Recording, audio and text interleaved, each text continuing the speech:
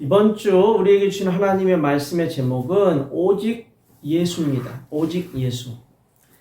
오늘 말씀에 중요한 사건이 하나가 나옵니다. 그 사건은 우리가 소위 말해서 변화산 사건이다라는 것이 등장을 합니다.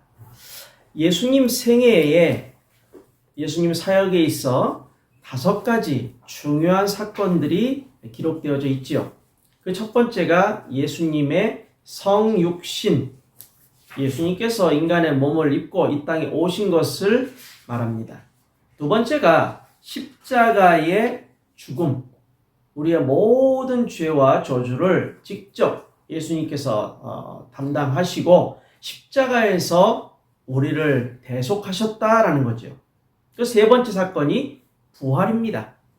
사망 권세, 모든 흑암 권세를 깨뜨리시고 예수님이 부활하심으로 본인이 그리스도이심을 분명하게 증거하셨다라는 겁니다. 즉 예수님이 바로 하나님 되신다라는 것을 분명하게 증거하신 사건이 바로 부활입니다.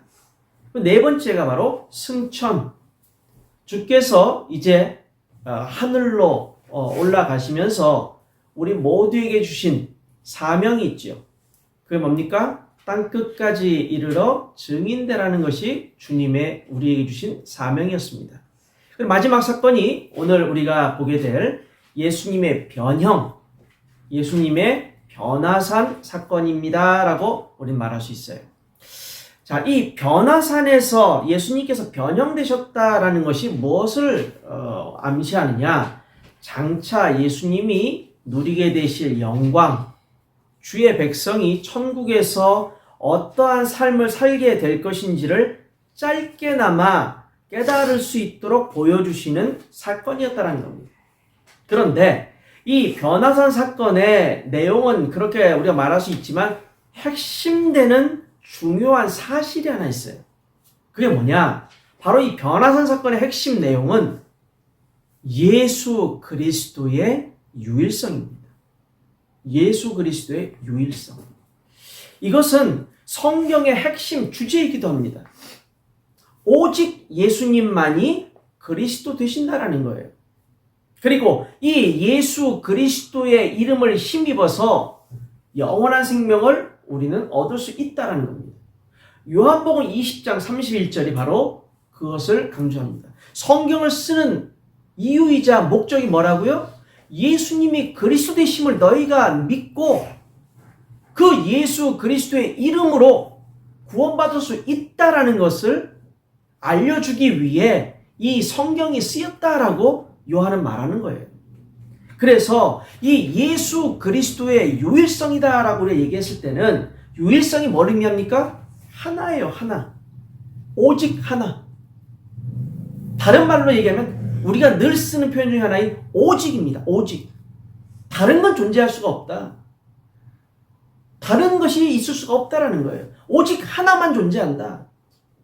그래서 베드로가 사도행전 4장 12절에 뭐라고 고백합니까? 천하 인간에게 구원을 받을 만한 다른 이름을 주신 적이 없다 그랬어요. 다른 이름이 없다. 오직 하나밖에 없다. 그게 예수 그리스도다라는 겁니다. 우리는 이 복음을 통해서요, 이 시간을 비롯해서 앞으로 미래의 영광을 바라보며 살아가는 겁니다. 우리 모두는 바로 이러한 미래를 바라보고 미래에 우리에게 주실 영광을 바라보고 살아가는 그리스도의 제자들이 다 되어야 됩니다. 바로 그러한 그리스도의 제자가 다 되시기를 주님의 이름으로 축원드립니다. 첫 번째입니다. 변형되신 예수 그리스도입니다. 예수님의 변형에 대해서 우리가 좀 살펴볼 필요가 있습니다. 이 변형되다라는 단어가 헬라 말로 메테모르포데라고 이야기합니다. 이 변형되었다라는 의미는 단순한 외형적인 변화를 의미하는 것이 아닙니다.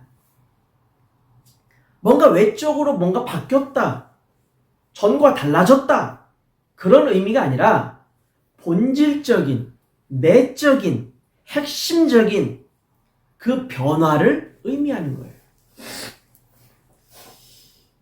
이 예수님의 변형은요, 예수님은 인성과 신성을 다 가지고 계십니다. 그런데 이 변형은요, 예수님의 신적인 본질, 하나님으로서의 예수님의 본질적인 모습을 보여주는 거예요. 이것은 일종의 신비로운 계시와도 같습니다. 특히 하나님 나라에 계시는, 하나님이 통치하시는 나라의 그 모습, 영광스러운 모습으로 나타나신 겁니다. 우리가 다 알다시피 예수님은 하나님의 본체시고 하나님의 형상이시라고 성경은 말합니다. 빌립보서 2장 6절, 고린도 후서 4장 4절, 골로새서 1장 15절, 히브리서 1장 3절, 이 모든 말씀의 핵심이 뭐냐? 예수님이 바로 하나님의 형상이시다라는 거예요. 하나님의 형상이시다. 하나님의 형상 되신 예수님께서 우리 인간을 구원하시기 위해 죄인된 인간의 모습으로 이 땅에 오셨어요.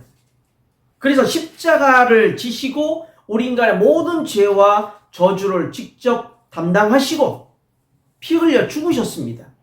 그분이 부활하셨습니다. 그래서 우리 인간에게 하나님 만나는 길, 구원받을 수 있는 길을 확실하게 열어주셨습니다. 그 예수님이 지금 영광스러운 모습으로 변화하였다라는 것이 성경에 기록되어져 있는 거예요. 자, 그렇다면 여러분의 질문 하나 드립니다. 예수님의 변형은 누구를 위한 것일까요? 예수님 자신을 위한 겁니까? 아니면 누구를 위한 겁니까? 자, 오늘 말씀을 보면요, 예수님이 베드로와 야고보와 요한을 데리고 가셨다라고 되어 있죠. 이 예수님의 변형은 언제 일어났습니까? 예수님의 변형은요, 중요한 사건 이후에 나타났습니다. 그 중요한 사건이 뭔지 아세요? 베드로가 가이사라 빌립보 지방으로 가고 있을 때 예수님이 질문을 했지요. 사람들이 나를 누구라 하느냐? 그 제자들에게 물어보십니다. 너희들은 나를 누구라 하느냐? 그때 베드로가 뭐라고 대답합니까? 주는 그리스도시요 살아계신 하나님의 아들이십니다 라고 고백했어요. 그러고 나서 예수님께서 중요한 제자들을 데리고 산에 올라가셔서 변형되셨습니다. 누구를 위한 변형입니까? 바로 제자들을 위한 변형이었습니다. 제자들에게 보여주신 거예요. 예수님이 진짜 하나님이시라는 것을, 예수님이 진짜 살아계신 하나님의 아들이시라는 것을 보여주신 겁니다. 이게 중요한 사건입니다. 변형되신 예수님은 영광스러운 모습으로 제자들 앞에 지금 나타나신 겁니다. 그리고 변형되신 그 예수님이 누구와 얘기를 하고 계십니까? 모세와 엘리야와 함께 얘기를 하고 계십니다. 유대인들의 세계관에 있어서요, 모세와 엘리야는 굉장히 중요한 의미를 갖는 사람들입니다. 모세는 특별히 이 율법의 상징이에요. 또 엘리야는 많은 선지자들 중에서 최고의 선지자로 꼽힙니다. 하나님의 능력을 가지고 바알을 섬기는 많은 제사장들, 바알을 섬기고 있는 많은 이방의 신을 섬기는 많은 이들과 영적으로 싸워서 이겼어요. 그래서 이 모세와 엘리야와 함께 예수님께서 얘기하고 계신다라는 것은 굉장히 중요한 의미를 갖습니다. 자, 그런데 모세와 엘리야와 함께 예수님이 무엇에 대해서 얘기를 하고 계시냐라는 겁니다. 뭐에 대해서 얘기를 하고 계십니까? 여러분이 알아야 될 것이 바로 이겁니다. 그냥 여기 우리가 마가복음에 보면은 예수님이 엘리야, 모세와 함께 더불어 말하고 계신다 정도만 나와 있어요. 그런데 누가복음 9장 31절을 보면 예수님이 무엇에 대해서 얘기를 하고 계시는지가 나옵니다. 자, 그 내용을 보면은 다음과 같습니다. 누가복음 9장 30절 31절을 보시면 문득 두 사람이 예수와 함께 말하니 이는 모세와 엘리야라. 영광 중에 나타나서 장차 예수께서 예루살렘에서 별세하실 것을 말할세. 무슨 얘기를 하고 있었습니까? 바로 예수님의 십자가 사건에 대해서 얘기를 하고 있었던 겁니다. 예수님의 십자가 사건. 이게 핵심이라는 거예요. 우리에겐 율법도 필요합니다. 율법에 따라서 우리가 지킬 것과 지키지 않아도 되는 것. 율법에 따라서 우리의 삶에 영향이 분명히 오게 되어 있습니다. 율법이 필요합니다. 근데 율법이 중요한 게 아니라는 겁니다. 신비한 능력 필요합니다. 누구나가 다 응답받고 싶어하고 누구나가 다 기적을 체험하고 싶어합니다. 그러나 그게 절대적인 것이 아니라는 겁니다. 우리에게 가장 절대적인 것이 뭐냐? 우리 인간에게 한 사람 한 사람이 가장 필요한 것이 뭔지 아십니까? 그게 바로 십자가 사건입니다. 그게 바로 부활입니다. 그것을 모세가 담당한 게 아닙니다. 그것을 엘리야가 담당한 게 아닙니다. 그 십자가 사건과 부활을 직접 이루어 가실 분은 예수님 한 분밖에 없다라는 겁니다. 그거에 대해서 지금 말하고 있는 거예요. 예수님의 변형이 뭘 의미합니까? 예수님이 본질적으로 하나님의 형상이신데 이 예수님을 우리가 알고 있고 보고 있는데도 못 깨닫고 있다면 그것만큼 비참한 게 어디 있겠습니까? 그것만큼 신앙생활이 정말 실패라고 말할 수 있는 내용이 어디 있겠습니까? 예수님의 변형은 중요한 의미를 갖습니다. 예수님의 변형은 예수 그리스도를 믿는 우리 모두가 바로 예수님과 같이 변형되어진다는 걸 암시합니다. 이 인간의 육신, 고통스럽고 괴롭고 힘든 일들을 겪으면서 참으로 우리가 많은 아픔을 가지고 있잖아요. 근데 이 육신을 벗어버리는 그 순간 우리는 바로 예수님과 같이 우리의 몸이 부활, 승천, 예수님과 같이 영광스러운 그러한 천국에 우리가 들어간다라는 것을 암시하고 있는 겁니다. 이 미래가 바로 우리에게 주어진 미래입니다. 천국의 시민, 천국의 영광스러운 모습으로 살아가게 될 우리의 모습, 이걸 지금 예수님이 변형하시면서 알려주고 계신 거예요. 보여주고 계신 거예요. 특별히 하늘로부터 들리는 음성이 있다라고 우리는 알고 있습니다. 하늘로부터 들리는 음성. 이게 어떤 내용인지 아십니까? 이는 내 사랑하는 아들이라. 이는 내 사랑하는 아들이라. 이게 어떤 부분에 나왔던 내용인지 여러분 혹시 아십니까? 예수님이 사역을 처음 시작하실 때, 세례를 받으실 때, 세례 받으시는 예수님께 들려왔던 음성이 바로 이거였습니다. 하늘로부터 들렸던 음성. 너는 내 사랑하는 아들이라. 그런데 지금 이 순간 예수님이 변형하신 이후에 내 사랑하는 아들이다라는 이 음성이 누구에게 들린 건지 아십니까? 예수님 자신이 아닙니다. 제자들에게 들린 겁니다. 제자들에게 하시는 말씀이에요. 결국 핵심이 뭡니까? 주는 그리스도시요 살아계신 하나님의 아들이십니다. 아무리 고백했다 할지라도 우리 눈으로 예수님이 변형하신 모습을 아무리 보았다 할지라도 하늘로부터 음성이 들려서 네가 지금 바라보고 있고 네가 지금 믿고 있고 네가 지금 따라가고 있는 분이 바로 내 아들이라, 하나님의 아들이다 라고 사실 아무리 말한다 할지라도 우리가 영적으로 잠들어져 있으면, 우리가 영적으로 깨어있지 못하면, 우리가 영적으로 해이해져 있으면, 우리가 영적으로 풀어져 있으면 아무리 중요한 사실을 알려주고 보여주고 들려줘도 못 받아들인다는 얘기입니다. 못 받아들여요. 그걸 지금 우리가 깨달아야 됩니다. 하나님의 자녀는요, 예수님과 마찬가지로 이 땅을 떠날 때 영광스러운 모습으로 우리는 살아가게 됩니다. 변형됩니다. 근데 이 사실을 아무리 얘기해도 영적으로 해이해져 있으면, 영적으로 잠들어 있으면, 졸고 있으면 아무리 이 말씀을 더 전해도 못 깨닫게 돼요. 못 깨닫습니다. 바울은 뭐라고 얘기합니까? 이거에 대해서 빌립보 3장 20절 21절에 뭐라고 얘기합니까? 우리의 시민권은 하늘에 있는지라. 거기로부터 구원하는 자 곧 주 예수 그리스도를 기다리노니 그는 만물을 자기에게 복종하게 하실 수 있는 자의 역사로 우리의 낮은 몸을 자기 영광의 몸의 형체와 같이 변하게 하시리라.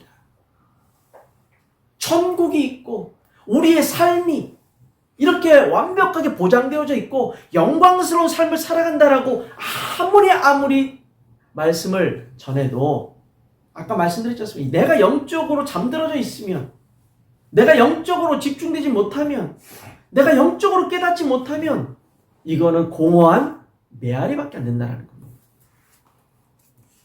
그러니 자꾸 지금의 상황 속에 우리가 매이게 되고 지금의 상황 속에 자꾸만 우리 자신을 자꾸 위축시켜 나가는 거예요. 뭘 먹을까? 뭘 입을까? 뭘 마셔야 되나? 여기에 계속해서 매이게 되는 겁니다. 우리가 바라봐야 될 것은 예수 그리스도입니다. 우리가 바라보아야 될 것은 예수 그리스도를 통해서 천국을 바라봐야 됩니다. 우리가 바라봐야 될 것은 예수님의 변형을 통해서 우리도 예수님과 같이 영광스러운 모습으로 천국의 시민으로 우리의 미래가 보장되어 있다는 것을 바라봐야 됩니다. C.S. 루이스라는 시인이자 학자이자 또 이 기독교인인 이분이 자기의 저서인 순전한 기독교라는 책에서 이렇게 말합니다. 그리스도인들이 내세에 대해 생각하는 것을 대부분 중지했기에 그들은 이 세상에서 무기력해졌습니다. 천국에 초점을 맞추십시오.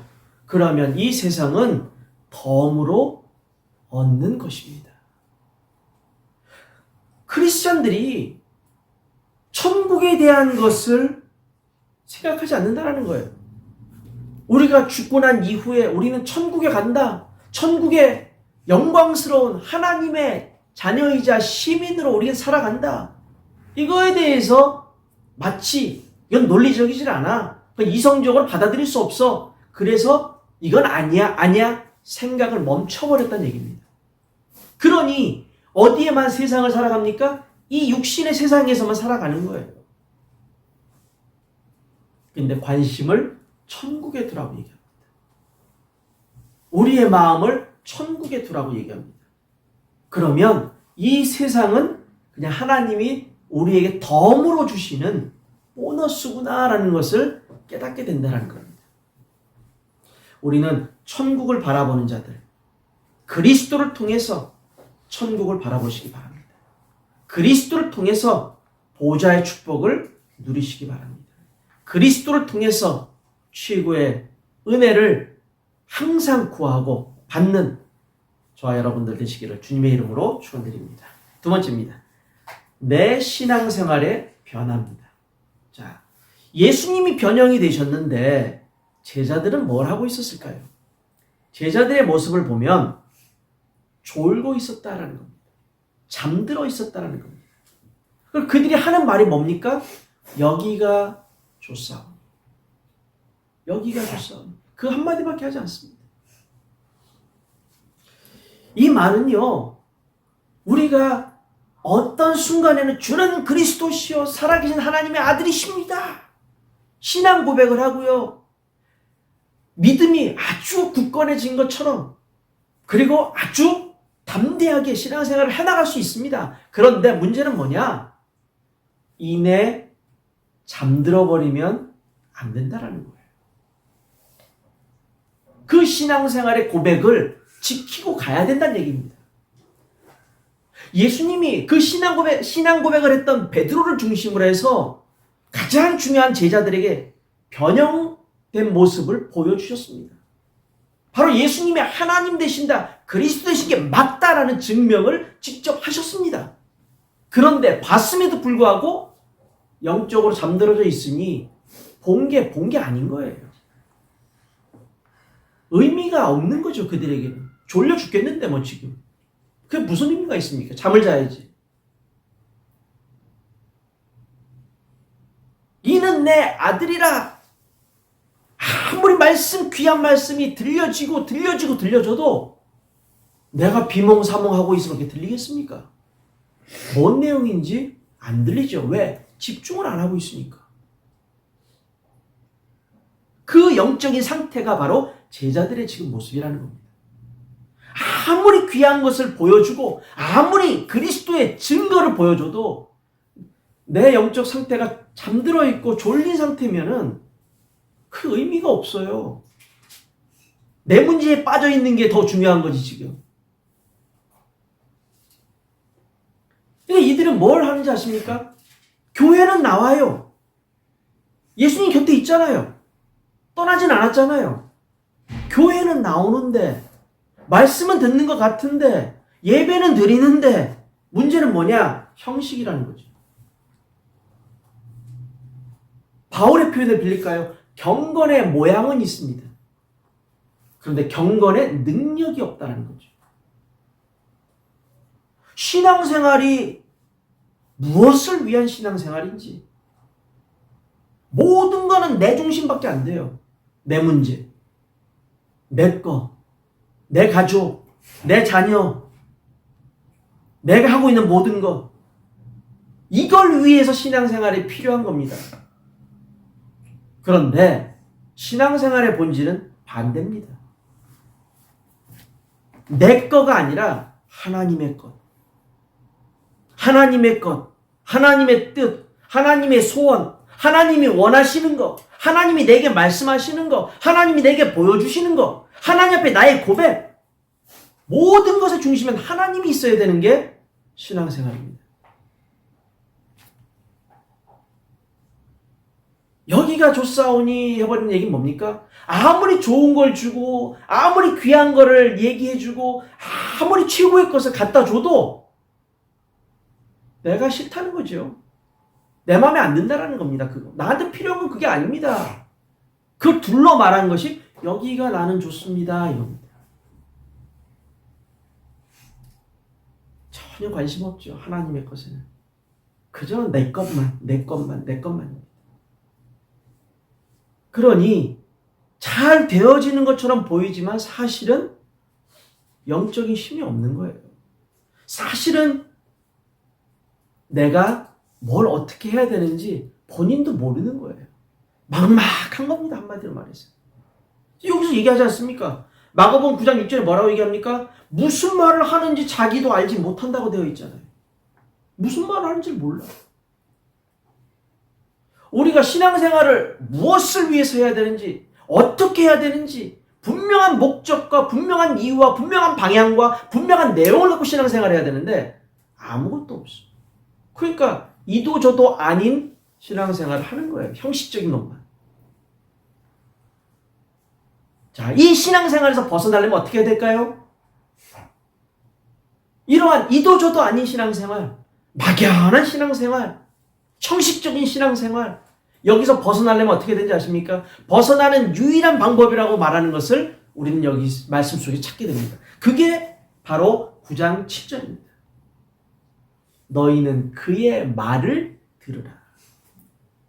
그의 말을 들으라. 그가 누굽니까? 예수님입니다. 한마디로 졸고 있는 신앙생활, 잠자고 있는 신앙생활, 막연한 신앙생활, 이도 저도 아닌 신앙생활에서 벗어나고 싶습니까? 간단합니다. 주님의 말씀을 들으시면 됩니다. 들으라 이겁니다. 들으라. 이스라엘 백성에게 주님께서 주셨던 말씀의 핵심이 뭔지 아십니까? 그게 쉐마입니다. 신명기 거기에 기록되어져 있는 신명기 6장에 기록되어져 있는 쉐마. 이스라엘아 들으라. 들으라. 주의 깊게 듣는 게 중요합니다. 주의 깊게. 깨어 들어야지. 멍하고 있으면 들립니까? 안 들리지요. 깨어 들으라라는 겁니다. 깨어서 들어라. 하나님은 한 분이시다. 네 온 마음과 온 정성과 온 힘을 다하여 너의 구원자 되시는 하나님을 사랑하라. 그 쉐마 1번이잖아요. 2번이 뭡니까? 너희 자녀들, 내가 지금 너희에게 전하는 이 말씀, 이 계명, 너희 자녀들의 마음에 새겨 넣어라. 그게 2번이잖아요. 들어야지. 말씀을 들어야 될 때입니다. 지금 우리가 말씀을 들어야 될 때입니다. 영적으로 깨어있기 위해서 말씀을 들어야 됩니다. 주님과 소통하기 위해서 말씀을 들어야 됩니다. 나를 말씀을 딱 앞에 놓고 나를 그 말씀에 비추어서 변화시키고 갱신시키고 확인시켜 나가야 되는 것이 필요합니다. 그러니까 베드로전서 5장 8절에 베드로는 이렇게 얘기합니다. 깨어있는 것이 얼마나 중요한지 베드로가 얘기합니다. 왜? 자신이 잠들었으니까. 근신하라 깨어라. 너희 대적 마귀가 우는 사자같이 두루다니며 삼킬 자를 찾나니. 깨어라. 깨어있어라. 바울은 이야기합니다. 에베소 6장 11절에서 13절. 마귀의 간계를 능히 대적하기 위하여 하나님의 전신갑주를 입으라. 여기서 입으라가 한 번의 동작이 아니라 입고 있으라는 얘기입니다. 입고 있어라. 벗지 말고 입고 있어라. 우리의 씨름은 혈과 육을 상대하는 것이 아니요 통치자들과 권세들과 이 어둠의 세상 주관자들과 하늘에 있는 악의 영들을 상대함이라. 그러므로 하나님의 전신갑주를 취하라. 이는 악한 날에 너희가 능히 대적하고 모든 일을 행한 후에 서기 위함이다. 여기 선다라는 의미는 견뎌내기 위함이다라는 얘기입니다. 견뎌내는 거예요. 이 말씀이 곧 하나님이시지 않습니까?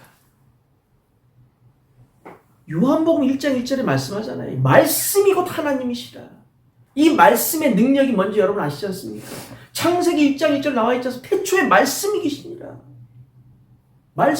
말씀으로 천지가 창조되었잖아요. 이게 능력이라니까요. 이 말씀이, 이 진리의 말씀이 바로 예수님이라니까요. 그래서 이 말씀을 듣는 자가 갱신이 가능합니다. 말씀을 듣는 자가 변화가 가능합니다. 말씀을 듣는 자가 회복이 가능하다는 겁니다. 회복이 가능해요. 주님은 언제나 우리에게 손을 내밀고 계십니다. 베드로에게 손을 내미셨고 베드로를 찾아오셨고 베드로를 이렇게 세우신 것처럼 저와 여러분에게 찾아오셔서 우리에게 손을 내미시고 우리를 이렇게 세우시고 우리에게 새로운 기회를 주신다는 겁니다. 우리 모두는 복음으로 졸고 있는 신앙생활에서 벗어나서 깨어있는 신앙생활, 하나님 앞에 변화하는 신앙생활, 갱신하고 회복되는 신앙생활을 해나가야 될 것입니다. 언제나 영적으로 깨어서 주님의 말씀을 통해 삶에 그 말씀이 적용될 수 있도록 항상 하나님 앞에 갱신하는 그러한 저와 여러분들 되시기를 주님의 이름으로 축원드립니다. 결론입니다. 변화라는 것은 모든 것이 바뀔 수 있는 가능성을 언급합니다. 그런데 오직 한 가지 바뀌지 않는 게 있어요. 그게 뭐냐? 그게 바로 복음입니다. 복음은 안 바뀝니다. 이 복음이 바로 예수 그리스도입니다. 오늘 말씀 마지막 8절에 보십시오. 다 사라져버립니다. 모든 것은 시간이 지나면 다 사라져버립니다. 다 없어져 버릴 것들이에요. 1년이 지나면 2년이 지나면 아니 수백 년 수천 년이 흘러도 사라질 것들은 다 사라져 버립니다. 영원한 건 없어요. 그런데 성경은 말씀합니다. 영원한 것 하나, 변하지 않는 것 하나. 그게 뭐냐? 오직 예수라는 겁니다. 오직 예수. 오직 복음만은 변하지 않는다는 겁니다. 이 복음을 가진 우리에게는요, 변화가 늘 일어납니다. 어떻게 일어납니까? 복음으로 인하여 우리 안에 내적인 변화와 외적인 변화가 일어납니다. 복음으로. 그래서 저와 여러분이 이 복음으로 변화되어지고 갱신되어지고 회복되어지고 다시 도전할 수 있는 그 힘을 갖게 될 때 하나님께서는 모든 것을 합력하여 선을 이루어 가시게 됩니다. 내가 주저앉아 있는데 하나님만이 모든 것을 움직이신다. 그건 맞습니다. 그러나 어떤 의미에서 또 아닙니다. 하나님은 주저앉아 있기를 원하지 않으시거든요. 하나님은 우리가 일어나기를 원하십니다. 하나님은 우리가 움직이기를 원하십니다. 하나님은 우리가 다시 다짐하기를 원하십니다. 하나님 다시 우리가 시도하기를 원하십니다. 도전하기를 원하십니다. 그렇기 때문에 하나님은 언제나 우리에게 최고의 관심과 최고의 집중을 우리에게 하고 계시다는 겁니다. 내가 그것을 깨닫고 내가 일어나고 내가 다시금 회복될 때 하나님의 영광을 우리는 보게 되는 것입니다. 성도 여러분, 복음의 능력으로 우리가 변화되어지고 자녀와 가정과 현장을 변화시켜 나가는 그리스도의 증인들이 다 되시기를 주님의 이름으로 축원드립니다. 기도하겠습니다. 하나님,